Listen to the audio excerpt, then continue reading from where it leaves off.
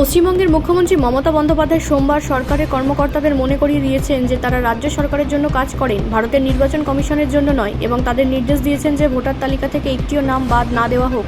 বীরভূম জেলায় এক প্রশাসনিক সভায় শ্রীমতী ব্যানার্জি তার অসন্তোষ প্রকাশ করেছেন যে নির্বাচন কমিশন তাকে বা মুখ্য সচিবকে অবহিত না করে বিএলও এর একটি সভা পরিচালনা করেছে। মনে রাখবেন, নির্বাচনের বিজ্ঞপ্তি জারি হওয়ার পরই কেবল নির্বাচন কমিশনের অধীনে আসে, তার আগে এটি রাজ্য সরকারের অধীনে থাকে এবং নির্বাচনের পর এটি রাজ্য সরকারের নিয়ন্ত্রণে ফিরে আসে।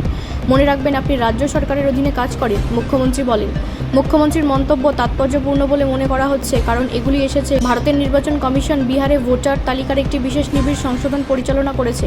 নির্বাচন কমিশন বিজেপির নির্দেশে কাজ করছে বলে অভিযোগ করে তৃণমূল কংগ্রেসের নেতৃত্ব জানিয়েছেন যে তারা পশ্চিমবঙ্গে এই ধরনের কোনো কার্যকলাপ অনুমোদন করবে না। পশ্চিমবঙ্গে বিধানসভা নির্বাচন 2026 সালে অনুষ্ঠিত হওয়ার কথা রয়েছে।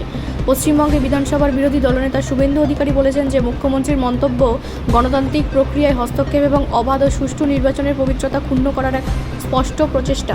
বিএলওদের খোলাখুলিভাবে মনে করিয়ে দিয়ে যে তারা রাজ্যের সরকারি কর্মচারী এবং নির্বাচন কমিশনের নির্দেশাবলী অনুসরণ না করার বিরুদ্ধে তাদের সতর্ক করে দিয়ে তিনি পরোক্ষভাবে স্বচ্ছ নির্বাচনী প্রক্রিয়া নিশ্চিত করার জন্য দায়ীদের হুমকি দিচ্ছেন। ব্যুরো রিপোর্ট, রাষ্ট্রীয় প্রসার বাংলা।